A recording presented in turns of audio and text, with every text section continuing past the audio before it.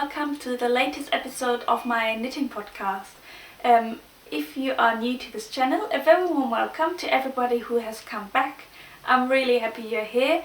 I know a few of you have already been waiting for this episode, and I'm really happy that I finally managed to film this one. This is only like take 200, so I hope I don't forget to say anything because yeah, I've done this episode already a few times now, at least half of them, and then I realize I forget some stuff and then I start from the beginning. If you hear any background noise, that's my partner. He's working from home, so you might hear him typing, or you might hear his phone ring.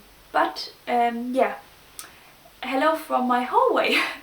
It is grey outside, and it has been grey for the last weeks, and I was postponing this video for quite some time now because I was waiting for better weather, for better light, and then I realized I would probably have to wait until summertime if I really want to have a sunny day.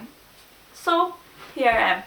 I hope you're very cozy where you are. I hope you have something nice to drink, that you may be knitting as well whilst you're watching that. That's what I usually do when I'm knitting. I like to watch other podcasts and see what other people are working on, and yeah, I thought I shall start with my special episode today. So this episode is not gonna be like my normal ones where I talk about the projects that I work on, where I present the finished objects, where I talk about stash acquisition and yeah, people and designers that inspire me.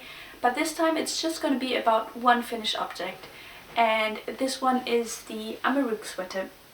So the sweater that I am wearing now, and this sweater has been designed by Anna-Sofia Vintersol. She's called Loparefur on Instagram, and she published this pattern maybe a month ago, and I was one of her test knitters. So I started knitting this pattern in the beginning of July, and it took me 3.5 months to finish it. Quite long time actually. I was busy over the summer months, and I was taking it a bit easy on knitting so much because I had a lot of pain in my right hand arm. So yeah, it took me quite some time, but I'm so happy with the result. I have been almost living in this one. I really like the fit of it. It feels super cozy, and it is something that I'm proud of and something that I really love. Normally I don't knit that much for myself. I have quite a lot of people that like my knitting, so in my family I have by now knit for everybody a sweater, and yeah, there are more in the order list. So yeah, there are some people who are waiting for new sweaters, but this time I decided to knit for myself, and this has several reasons. First of all, well, I think I only own one other sweater, and I really wanted to have a cardigan because I feel like sometimes I'm just like in between. I don't want to like put a sweater on, it's too hot, but I also don't want to not wear a sweater, and I really wanted to have a cardigan. So I decided that I would knit this Amaruq sweater in a cardigan version, and I was able to do that, and yeah, here I am. I added a steek in the middle, so I had to do some modifications to make it work. After I knitted the ribbing, I added 2 purl stitches on the front panel, and these 2 purl stitches are the ones where you secure them with either the sewing machine or with a crochet hook. So I went for the sewing machine because that's the way that I have been using it, or I have been doing it so far, and then I yeah, I secured the stitches and then I cut it open. I will include you a bit of footage now how I washed the sweater prior to steeking, and I will show you a little video as well how I was steeking it. I know some people like that, so there we go. So when it comes to my Icelandic sweaters, I actually use the washing machine for like the blocking process. I don't really block them, actually I just wash them in a cold wash or maximum 30 degrees. I think I'm going to do the cold wash today, and then I have it just lie flat to dry, and afterwards I can actually start with the steeking. So normally when you knit Icelandic style sweaters, you knit in round from the body up, and then you knit the sleeves from from the cuff up, and once you come to like the yoke part, you join them together and continue knitting this very typical Icelandic style yoke. This one is a bit different, so this one is a pattern that requires you to put in satin sleeves. So that's why I have finished the body here, I have finished both of the sleeves, and I will join them together after washing and steeking. More important, so I have woven in all the ends, besides of the ones that are actually finishing, the ones where I had color changes on the pearl stitches. I left them here. They will probably felt a bit in the washing machine. It's not too bad really. I could probably already make them a bit shorter, cut them a bit shorter, but I just want to be sure that they stay where they are, so I'm just not going to leave them like that and cut them afterwards. To protect the sleeves a bit, I will actually put the sleeves in washing bags. So I've got one here already. This one is just a normal washing bag that you can buy in various shops. Unfortunately I don't have one for the body, so I will wash that one without a bag, but I just don't want them to tangle up too much. This is going in the washing now, cold wash. I will also spin them afterwards, and then I'm gonna lie them flat to dry.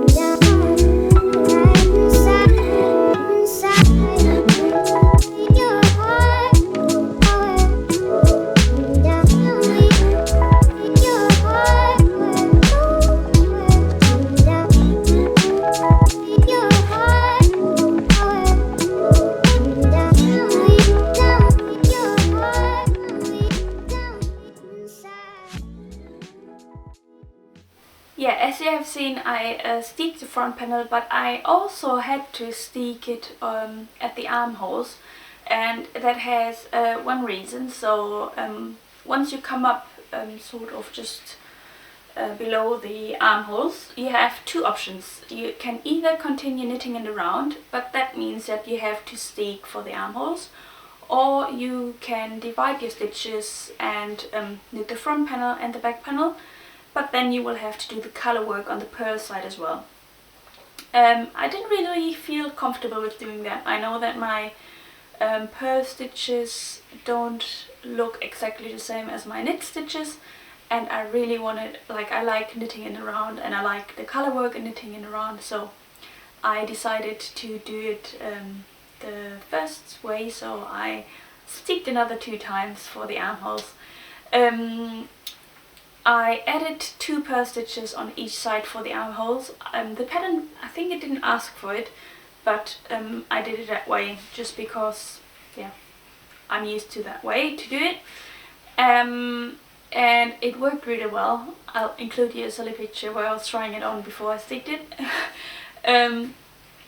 But yeah, I am so happy with the result. And a few other modifications that I did. So after steeking, and I also added a cotton ribbon, so I hope you can see it. Unfortunately I can't come closer because my camera doesn't have autofocus, so maybe in the future I will get a bit better equipment, but at the moment you have to live with that. I'm sorry. So this has a cotton ribbon, so I included that. And the other thing that I did is I picked up some stitches on the top here, so where I don't have the zipper, I picked some stitches up here and knit like a little panel, and I folded it over to cover up the steek. And also because I cut it open, the sort of the neck was a bit floppy, and I wanted to give it a bit more structure, to like just maybe not have it stand up, but just to make it look a bit more sturdy. So yeah, that worked out really well. I absolutely freestyled there and I'm quite happy it worked. The pattern comes with 2 different options for the neckline, so you can either have a lower neckline or you can go for a turtleneck. This one is the lower neckline, and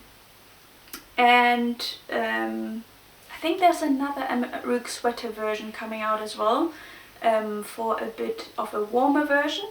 So as I said before, this one is knit in lead Lopi. I showed that one to you here. So this is the Icelandic wool. It is an Aran weight yarn. For the ones who are interested in the meters, where is it? God, I should know that by heart.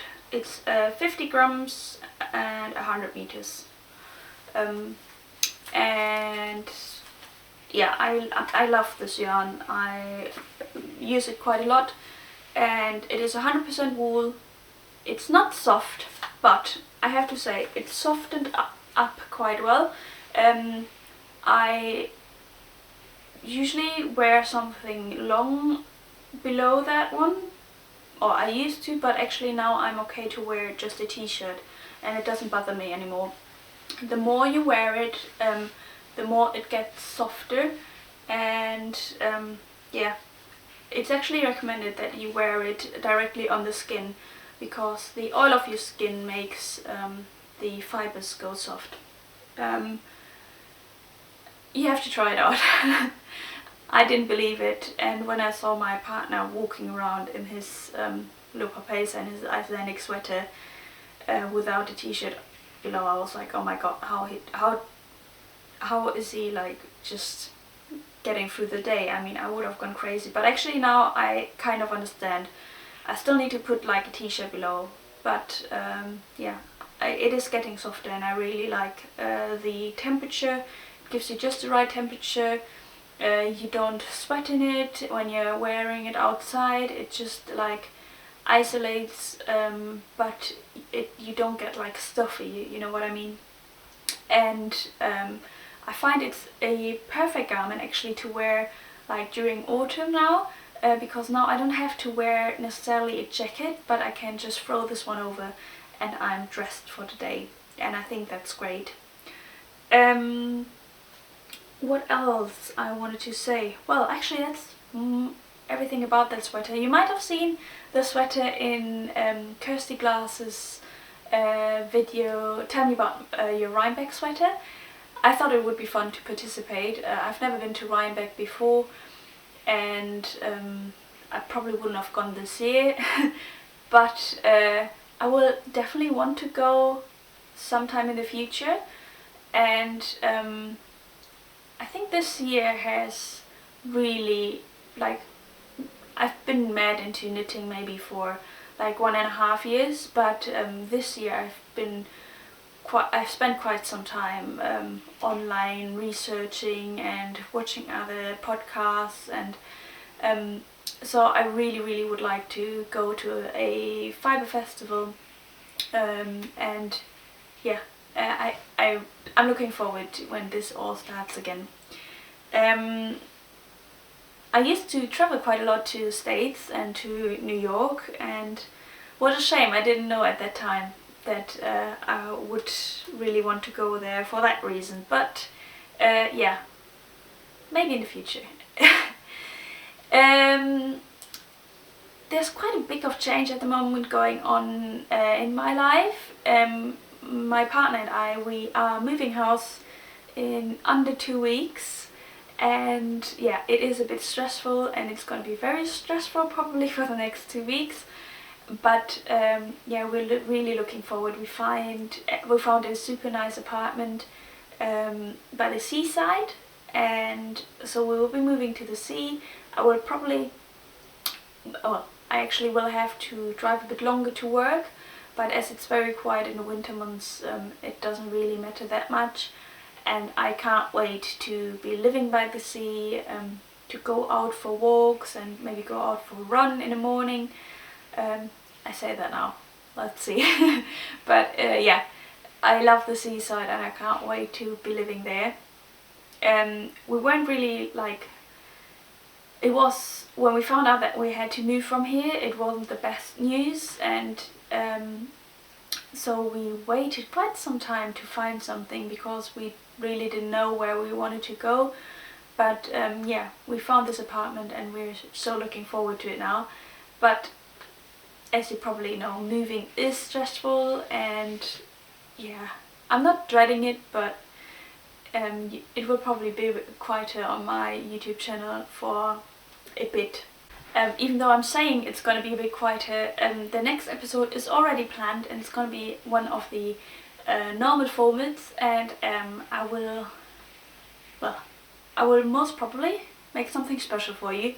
I'm just waiting for that to be confirmed, but yeah, I'm looking forward to that. Another highlight this month has been, I had so many nice comments of you, and so many, well, lovely comments and great feedback, some private messages that I received, and I really appreciate that, so thank you. It really means the world to me. I had one lovely YouTuber, she's called Marina. She's from Russia, but she lives in New Zealand, and she mentioned me in her podcast, and we've been a bit in contact lately, and she's a very lovely person. I will link her channel below. Her podcast is called Strawberry Patches, and she is a new indie dyer, so if you're local to New Zealand, I don't know if she ships worldwide, but yeah, I think she's got a show going on the, correct me, I think it's on the 7th of November, and yeah, a very lovely person. So it's great to meet people online, and it's great to connect, and I am grateful for every like and every follow. It is great to see that you're liking my content and yeah, what I'm talking about, chatting about.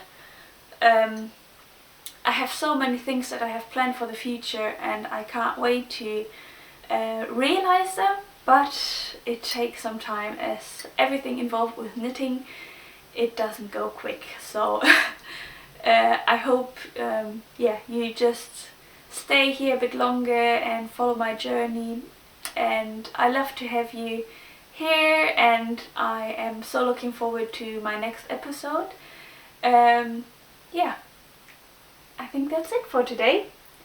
Thank you, and I see you very soon. Bye bye.